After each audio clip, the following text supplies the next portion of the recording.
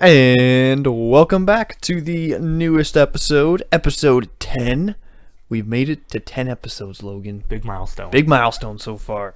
But this being December 2nd, 2020, and it feels like this is the fantasy week that never ends. It's finally ending today because it's lasted almost a full week. I think legitimately like full 7 days. A full 7 days of a fantasy week, which is honestly, it's brutal because when I go into my app and I just want to look at my next week's matchups, you can't yet because they're still on this week, and I'm just like, ugh, just want to get updated and ready to go. But as I said, it's December 2nd, so the Ravens and Steelers just wrapped up almost about an hour and a half ago or so. Yeah, something like that. So I guess that game, the Steelers stayed perfect. The offense was not as good as I would have thought it would have been against the Ravens. That was a terrible game to watch. That was just brutal. That was disgusting football. Like I thought maybe, like I said the Steelers are gonna be pissed. They're gonna want to play hard, and next thing you know, they can't do anything out there, which is really surprising to me. I couldn't figure that out. And the Ravens looked awful because they had nobody left. Yeah, they had nobody left. RG3 looked terrible. And it was, I guess, the only bright spot was Gus Edwards. He did some work there, which is like, all right, he did something for you. But other than that, it was terrible.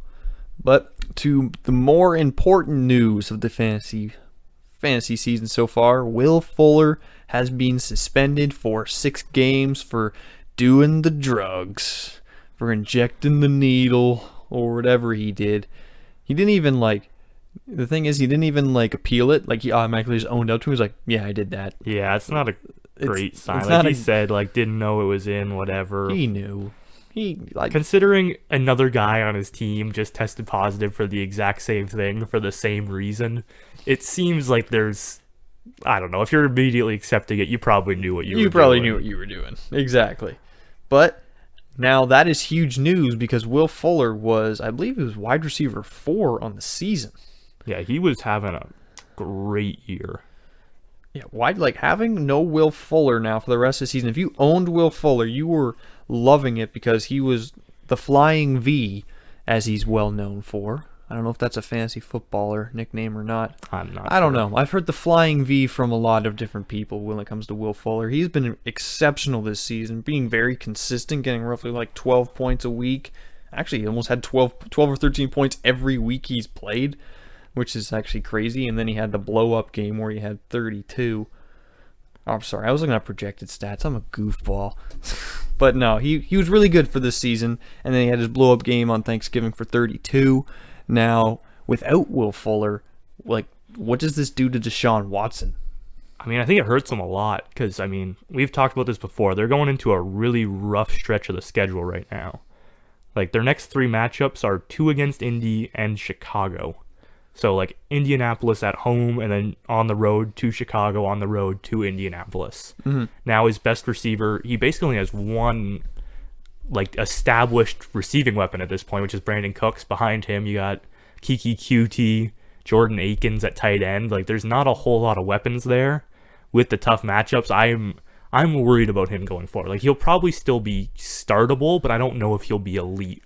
That's the thing. He was really elite. He was starting to turn the page, at least for me. And I was thinking, you know what? I feel like just to start Deshaun Watson, he'll be elite anywhere he goes because they're going to have to throw the ball regardless. I still think Deshaun Watson will still be valuable if you own him, but his value has gone considerably down, obviously, with no Will Fuller because he gets hit a lot anyway. And without his number 1 weapon out there, this is bad because if he's going to start targeting Brandon Cooks and Jordan Akins and David Johnson, this is not a good. And like you said, 3 games he's got coming up against 2 of the best defenses in the league. So this is not good. I honestly wouldn't feel confident starting him, especially for a playoff run. If you had him, I don't feel confident starting him. If you can maybe pivot to somebody else with better matchups, I would think about it because I don't know if it's going to work out with Deshaun. Yeah, I'm interested to see how he looks. You kind of got a week to measure it unless you're in a fight for a playoff spot. But if you are locked into a playoff spot, I wouldn't be moving off him right away because I still think he's one of the best quarterbacks in the league. He's fantastic. Oh, easily, yeah. So he could very well still be good. I think it takes him from a locked in top 5 QB to more of a 5 to 10 range guy. Yep, I might have a little more maybe top 10, maybe outside top 10 for me anyway. So another big thing this week is another massive Derrick Henry game. He has his second game this season of over 35 fantasy points against this really tough Indianapolis defense. And you know what? I did not see this coming out of Derrick Henry, that he would just run all over this defense in a divisional game. This was huge for the Titans. But is this even bigger for Derrick Henry is my question. Does this put Derrick Henry as probably the best running back in fantasy now? Yeah, I mean, I would still have Dalvin Cook at number one because he's got the receiving work mixed in, but Derrick Henry as a pure runner he's unbelievable. Especially, he's kind of known as a late season guy as well. Like, first half of the season, he's generally like, he's fine, but second half of the season is generally when he gets rolling, and it's like scorched earth, complete on fire. And I think we're starting to see that happen, and his schedule's unbelievable. That I was just about to mention. With his schedule, the game before the playoffs, even if you need a big game from Henry to make the playoffs, you have Cleveland. And then for the playoffs, you have Jacksonville, Detroit, and Green Bay.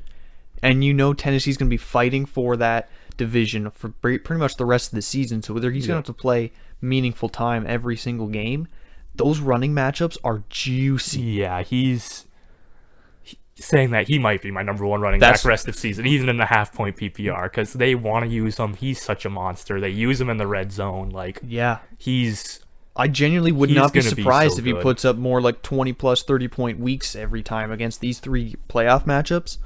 That's why I think Derrick Henry is now the number one running back in fantasy football, especially for this playoff run coming up. That is a guy that you easily want to have. Yeah, that schedule is just too good to ignore when you pair it with a guy as talented and as involved as Derrick Henry. Mm-hmm. All right, and I feel like I just should mention Allen Robinson, 2 touchdowns. He is so talented, he makes bad quarterbacks look decent. Does he, though? Hey, you know what? Did anybody think Mitch Trubisky looked decent? You know what? I watched it and I was like, he looks terrible. And I was watching this game and I said to myself so many times, Allen Robinson just needs a quarterback. He missed Allen Robinson by 10 yards like 5 times. Doesn't target him in the red zone other than the 2 touchdowns. He throws to their secondary tight end who can't get any yardage. And you know what? Allen Robinson deserves better. That's just our weekly update on Allen Robinson because that's what we're gonna do here. Because they should bring in Carson Wentz, right? Oh my God, yeah. You know what? Carson Wentz is so bad. Which brings us to the next thing I want to talk about is the Philadelphia Eagles, man. Like, what do you do if you own anybody on that offense? You start Dallas Goedert. I think you most likely have to start Miles Sanders if you have him. It's a pretty bad year for running backs, so if you have a pivot, you can think about it, but probably not. You're probably stuck with him. And the wide receivers, I guess you could take a shot if you really have to, but I'd be wanting to bench both Fulgham and Drager. Like, it's Bail on all wide receivers. Looks so bad, and they don't trust him to throw downfield, so you don't get that's the thing with Rager. He's a great downfield threat. And they're just not using him that way because Carson Wentz has been so bad. Well, look at the one throw he had. He threw downfield like super far. I think it was, I don't know who it was for, but it was immediate pick. And it was really like you threw a ball and you missed him by 10, 15 yards and you got picked off. And it's like it hurts when you own a Rager or you own a Fulgham who goes those kind of routes. And it's like, well, great. They're never going to get hit out there because he can't hit the broadside of a barn when he throws. And there was a little bit of glimmer of hope, a little bit when Jalen Hurts came in. He had a false start, he got the next snap, threw it for a completion, actually for positive yards, which was honestly one of their only positive plays all game to that point, and then they benched him. Yeah, and it was like, what are you doing? Why wouldn't you let the guy play out the rest of the series? And then the next play was Carson Wentz takes a sack.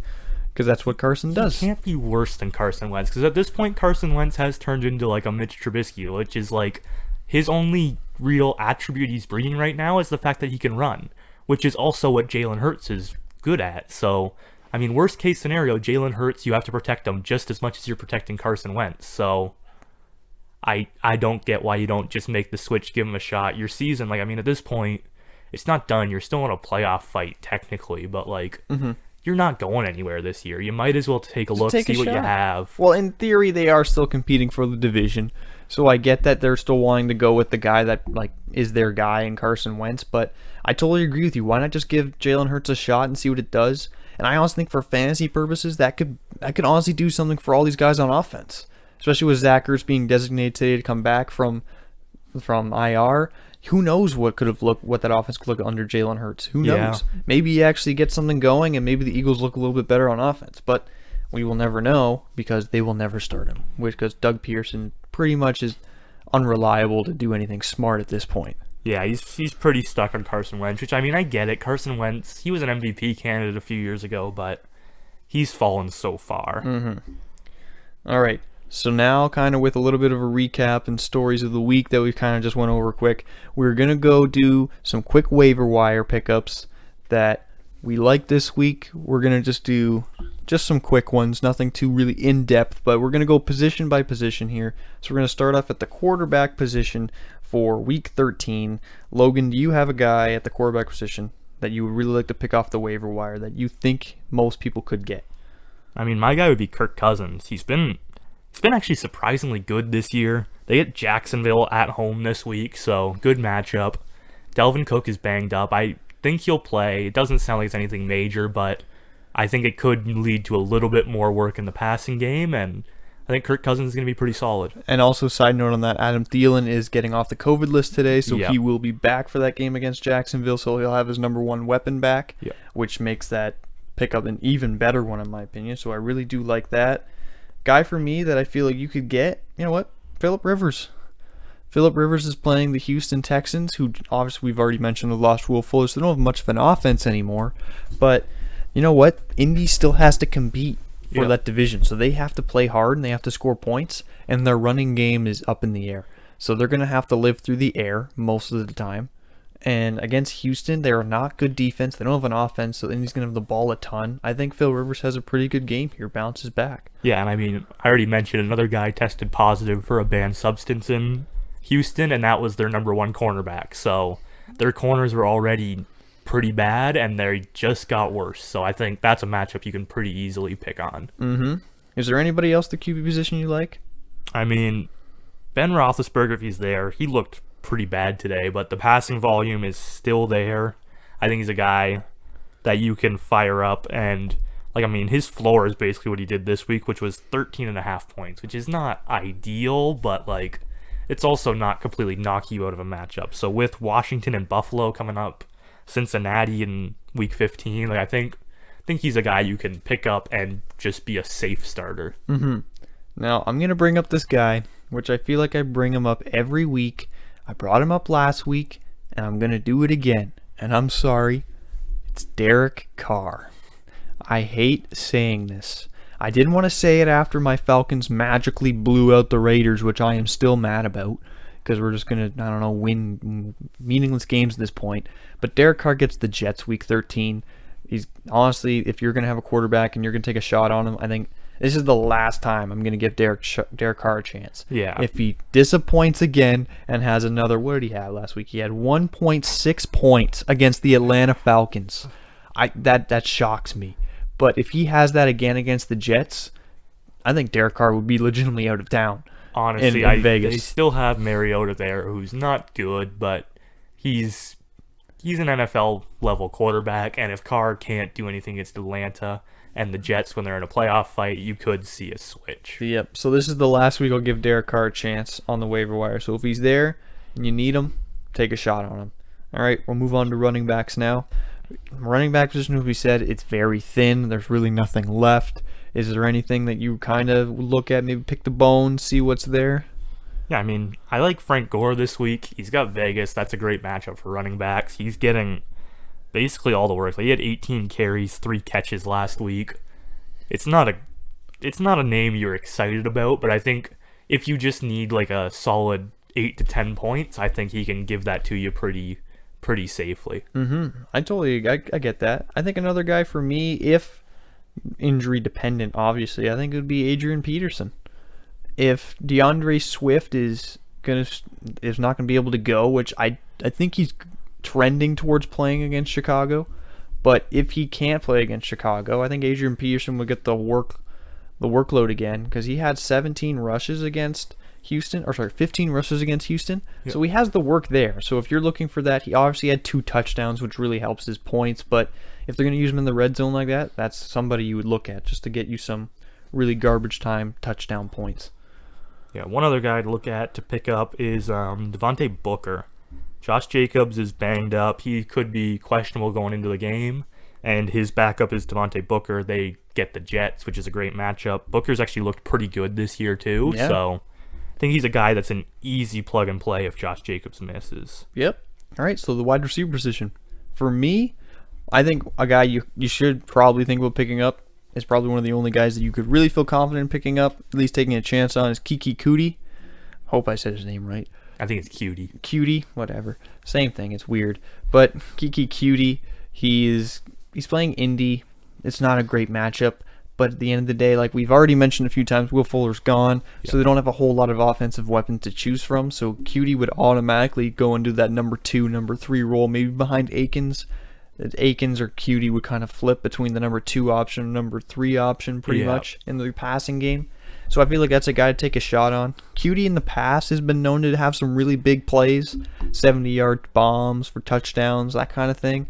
So I guess if you're desperate and you just want to see what happens there in that Houston offense, feel free to take a shot on him. Yeah, he's a guy he's generated some buzz in the past, and he just always kind of had injury problems. So if he can stay healthy, like we've already said, Deshaun Watson is one of the best quarterbacks in the league. He's probably going to still put up some yardage. So QT could be the guy who benefits from that. Mm-hmm. Another guy for me is Hunter Renfrow.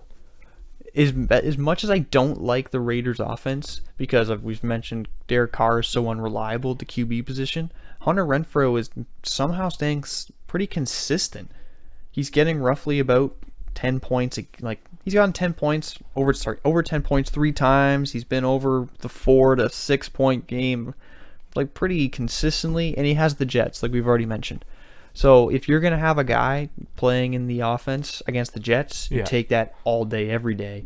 So this is if you're really thin due to injuries or COVID or anything like that. I think Hunter Renfrow is a pretty good start. Yeah, another guy I'd be looking at is Gabriel Davis on the Buffalo Bills. Ooh. He's probably going to slide into kind of that John Brown role on the outside.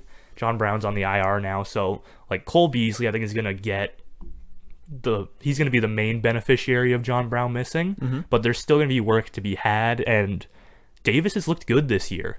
Like he's actually looks like a pretty good young player, and he's a big play guy. So he's a guy if you're not favored and you need a big week, I think he's a guy you could pick up and stick in there, and he's got a pretty high ceiling. Yep. All right, Logue, we'll move on to the tight end position.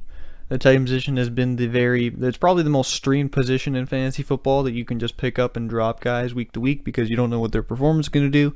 So is there anybody that you feel confident in the week 13 that you could just kind of pick up and start if you really need to? I mean, my guy would be Jordan Akins. We've talked about this basically the whole show. I think he's going to be one of the main beneficiaries of Will Fuller missing time, and he's actually not a bad tight end. They don't use him a ton, but he's decent. So I think he can give you a not a huge ceiling type of game, but he could easily give you a touchdown and 30 or 40 yards or something like that. Yeah, I think the guy for me is Trey Burton. Trey Burton for the Indianapolis Colts. You know, that, like I've already mentioned, I think they're going to have to throw a lot more due to the fact that they don't really know what their running game is at the moment. So I think, Trey Burton, he's been very up and down all year. He's been in the last couple games he's been alright, having 9.5 points against Green Bay in week 11 and having 11.7. This is half point PPR this week. You know what? He's been the points are there, and the volume is also there with 6 targets and 5 targets the last 2 games. And for a tight end, that's really good target share. Yeah. So that's kind of a guy I'd be willing to take a shot on. Yeah, I mean, there's always a risk that another one of the tight ends scores a touchdown, but he seems kind of to be the main guy in Indianapolis, and they do like throwing to the tight end. So I think he gives you more upside too than most of the guys out there. Yep. All right. So that's going to wrap it up for the waiver wire. Again, we just did a quick one because week 13, there's not a whole lot to choose from, unfortunately, around this time of the season. A lot of teams are kind of holding pace here. They're going to keep their guys, see what happens, especially for a playoff push or whatnot. So we're going to move on to a new segment that we're going to do here on this show, buy and sell. So this one, we are going to do playoff buy and sell. So with 1 week left in most leagues anyway, because some leagues go to week 17. Don't do it. Don't do it. That's a dumb way of doing it. But week 16 is where normally the championship is. So week 13 is going to be the last week for most leagues before the playoff begins. Now we're going to bring up some guys who, at every position that you think are going to be very effective down the stretch from week 13 to 16, and who could potentially win you a fantasy championship this season. So, Logue, why don't you start us off? The quarterback position, who is a guy you are buying in for these last 4 weeks? I mean, you're going to be mad at me because this is your guy, but Justin Herbert. Yeah, that's He's got an unbelievable schedule. He's been great this season. I mean, if you can get him, he's gonna have a great playoffs. I'm excited to see what he can do. You know, as a Justin Herbert owner, I am very excited that I have Herbert for the rest of this playoffs. I'm not essentially locked into a playoff spot, but I have to lose my week next week and be outscored by 3 other teams by 100 points. Yeah. So if I don't make the playoffs, you will hear about it, and I will probably spend half an hour just completely raging of this. Yeah, that might just be the end of the show right there. Ryan swears off fantasy football forever. I would probably quit fantasy football from there on out. So if you like this show, you're probably hoping that doesn't happen. But like we said, like Logan likes the matchup with Justin Herbert. I love it too, the fact that he's going to have New England week 13, but for the playoffs, having Atlanta, Vegas, and Denver is it's great for a quarterback. It doesn't get much better from that, and they throw a lot. Yeah. So I have obviously Keenan Allen too, so I have the stack. So that works out because he's going to throw to Keenan Allen and Mike Williams a ton. Now they have Eckler back, so he's going to throw a lot into the backfield. Yeah, I think that's underrated in its effect on Herbert. Like, let me pull up that game log. I believe he had 11 targets though for Eckler. Yeah, and Eckler is like, they've been throwing the ball to Kalen Ballage. Like, Ballage has been solid, but he's a terrible pass catcher. Bellagio. Yeah. Completely forgot about that. Yep. But yeah, they throw to Eckler a ton, and they threw to Bellagio all the time too. And you know what? If Bellagio can get you positive work most weeks, Eckler can do that and more. But yeah, Eckler had 11 catches for 85 yards on 16 targets. Mm-hmm. Like, that's basically replaced the running game. Like, they ran it 22 times with running backs, which, I mean, it sounds like a lot, but they're a pretty run-heavy team generally. Like, they run a lot of plays, and they like keeping the running backs involved. So if you turn, first of all, Eckler is much more effective as a running back, but then you give the receiving options there, it opens up so much for that offense, and I think it raises Herbert's ceiling a little bit. Yeah, absolutely. Is there any other guy that you'd be buying in on this week? Or, sorry, for the rest of the season? That's the main one I'd be looking at. I mean, there's a couple others. Like, Jared Goff has a pretty solid schedule. I mean, it's not a great... It's risky because you never know what he's going to do week to week. But if you're just looking purely at a schedule play, I think Jared Goff is a guy you could look at. I mean, I've already brought up Ben Roethlisberger as like a waiver wire guy who like gives you a solid week to week kind of floor. But you know who I'm buying in on? Who's that? You're going to hate this. Taysom Hill. I'm buying in that Taysom Hill could potentially lead your squad to a fantasy championship at the quarterback position.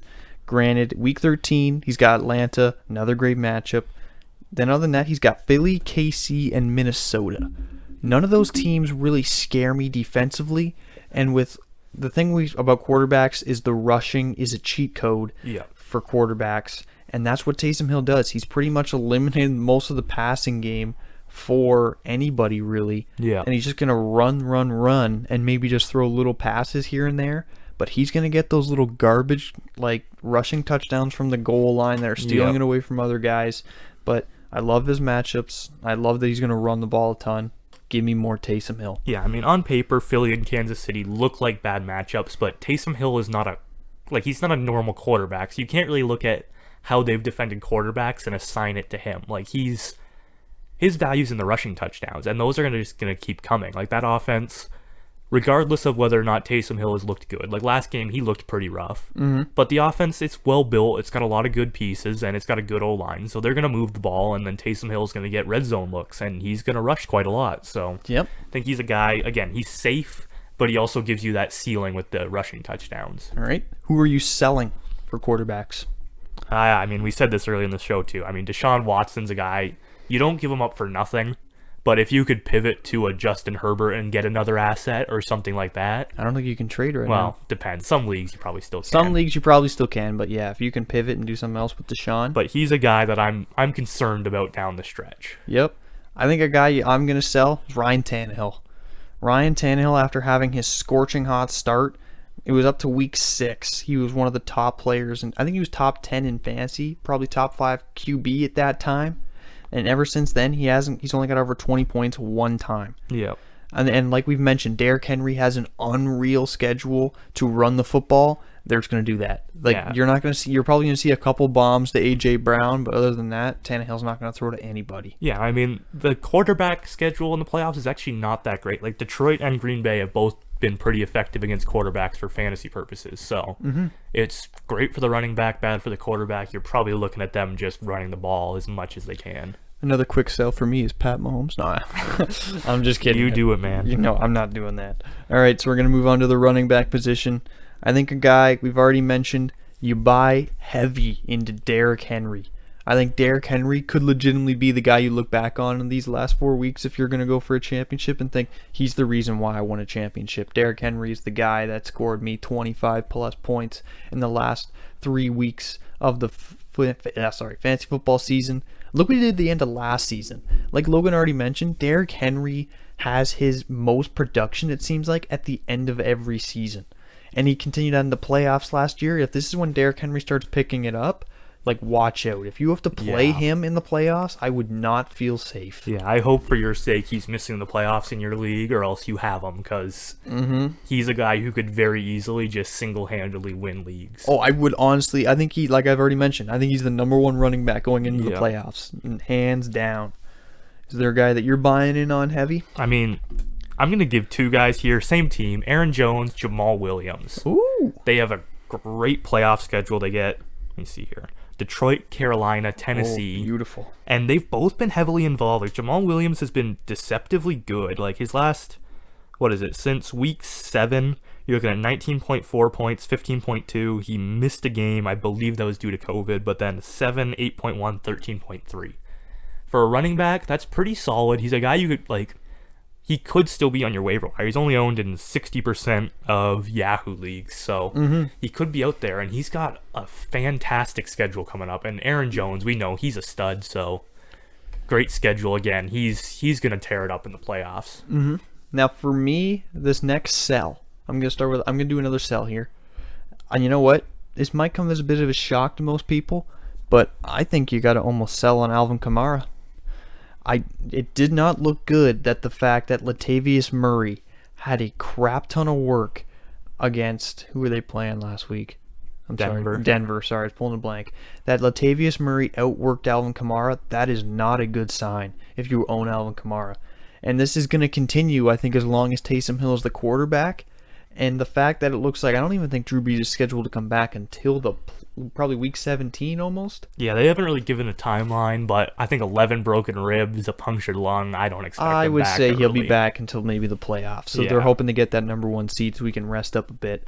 But I think Alvin Kamara is not really a good option. And the fact that he's going to have great matchups in Atlanta, Philly, KC, and Minnesota, Alvin Kamara is matchup proof at the running back position. So that's not really a problem. But if he's not going to be getting the passing work because Taysom Hill doesn't want to throw it, it's not good for him because he can't really run up the gut all the time. That's not his game. No, and like most of the value he gave this year was as a receiver.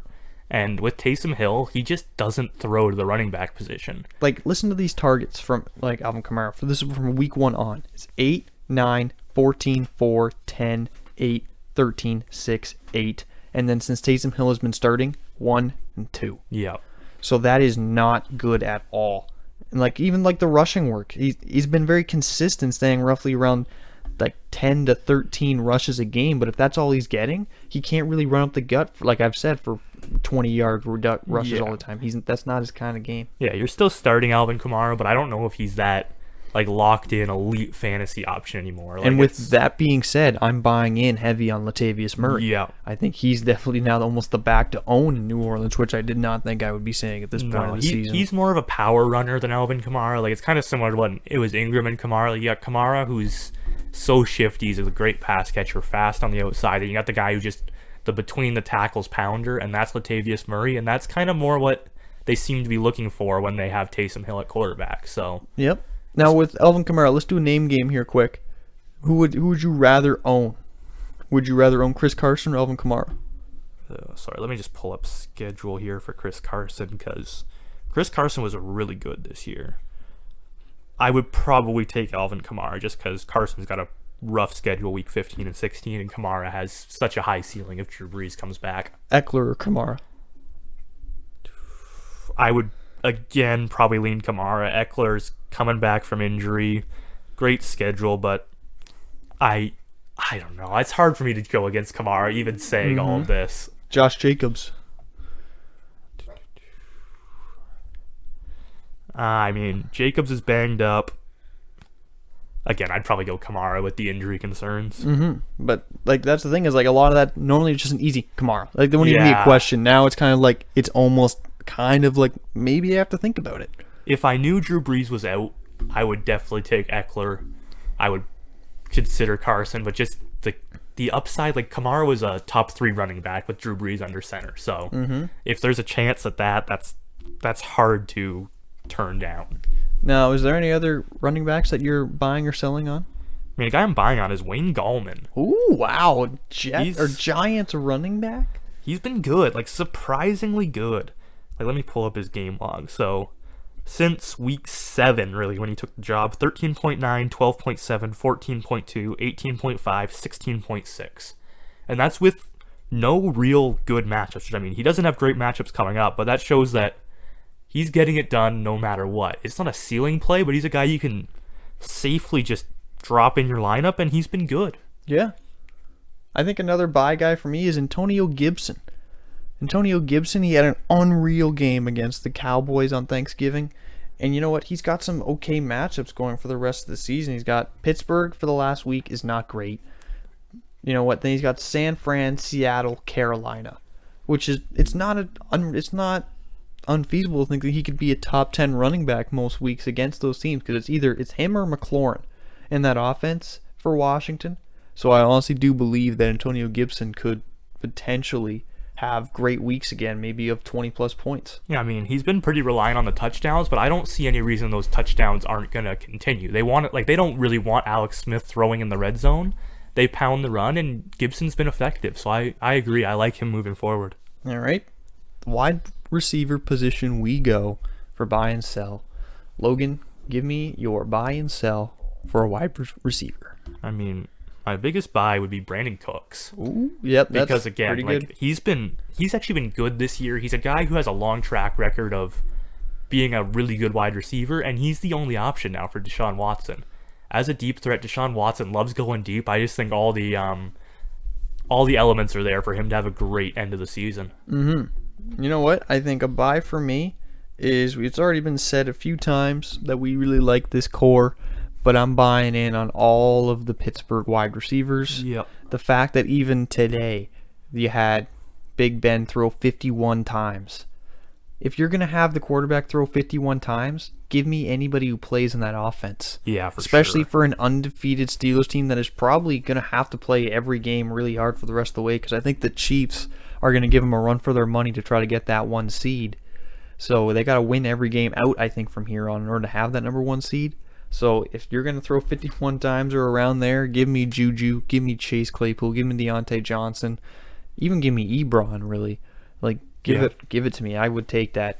Yeah, they don't seem to really be closing people out, which it's been a problem for a lot of the top teams this year. They're not really like just blowing people out, shutting the door early. So the run game hasn't been effective in Pittsburgh, so they keep throwing the ball, and I don't see that stopping. Like get this, it's Deontay Johnson today had 13 targets for 8 receptions, 46 yards. It's like, all right.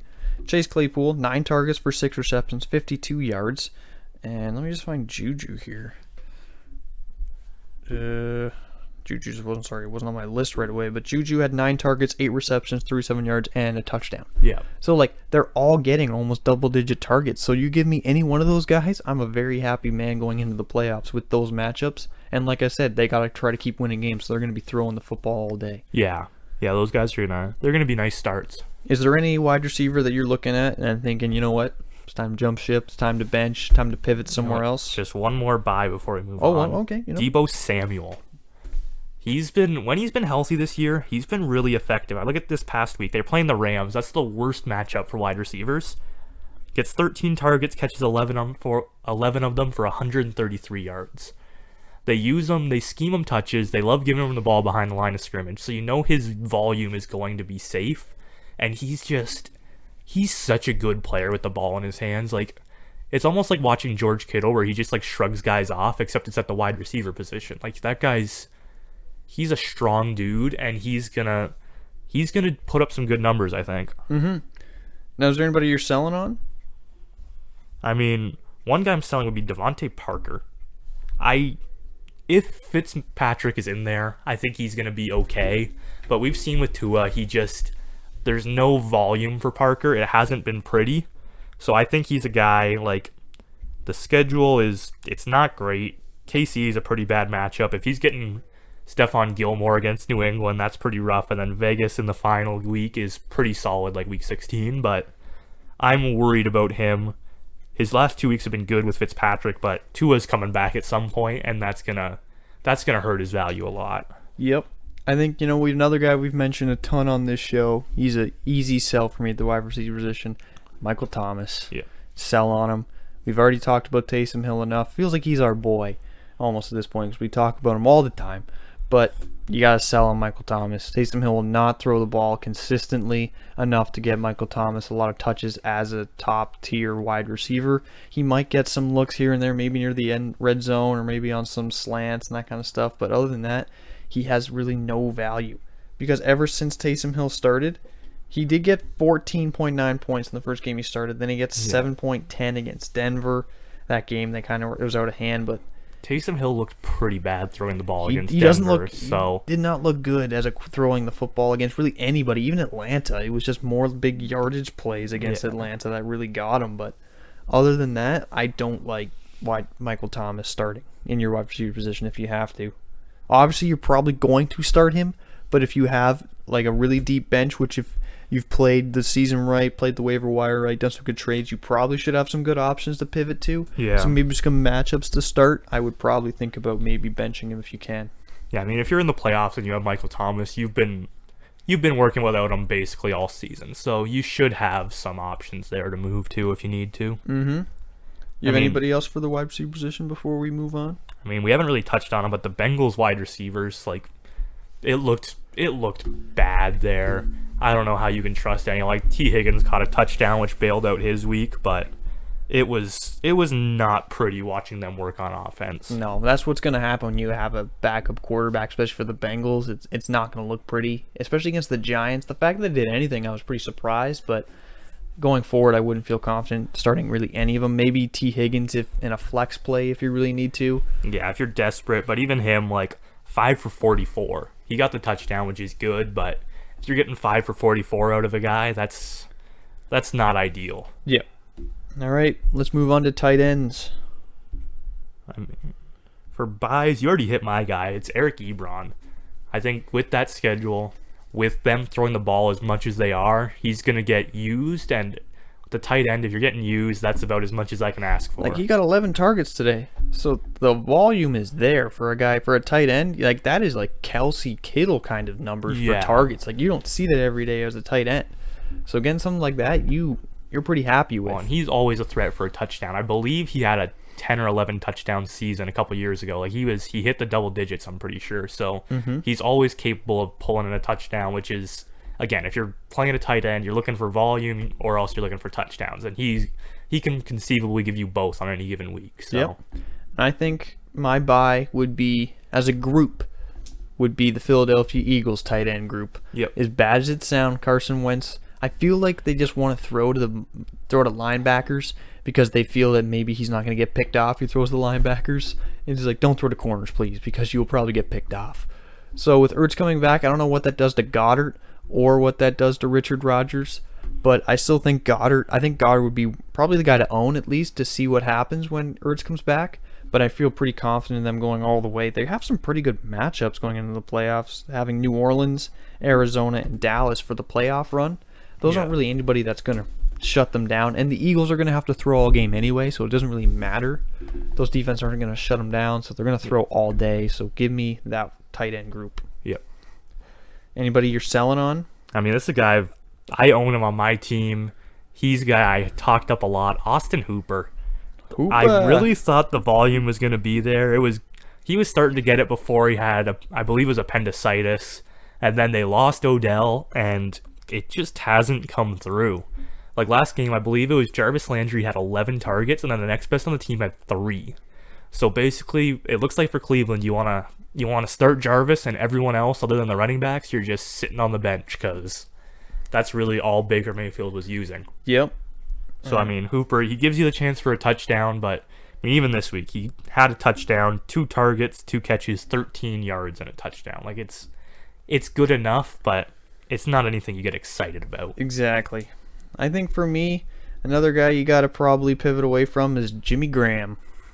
Jimmy Grandpa has done a lot for most fantasy teams this year. He had a pretty good stretch there from almost like weeks 1 to 5. He had a pretty good stretch. Other than that, he has been almost unplayable. Occasionally he gets some red zone work, but other than that, it's with Mitch Trubisky, that revolving door of bad quarterbacks over in Chicago. I don't trust anything other than Allen Robinson at this time. Yeah, he's so touchdown dependent, and the touchdowns just haven't been there this year. So it's probably time to move away from him. Move away. Now, do you got anybody else, Luke, before we wrap it up? I think that's it for me. All right, so that's going to be the of episode 10. Actually, very proud of us that we have made it to episode 10. Give us a quick, that's it. Because that's all you got to give. Don't pat ourselves too much on the back. We've had a pretty good time so far. So hopefully this is just the start of many more. So again, if you're listening to this, thank you for listening. If you could please like and subscribe and hit the notification bell to make sure you don't miss any of our new content that we come out with. And also feel free to drop comments in the comment section on new ideas or some questions you want us to bring up, because we're happy to talk about them. No problem. Yep. And this is just for a certain person that might be listening. Cardinals stink. So bad. Suck. Sorry, that's just for one of our friends. If you're a Cardinal fan, that's not directed at you, but this is directed at one particular Cardinal fan, so don't worry about that. So again, thanks for listening. Like and subscribe. And again, as always, stay classy.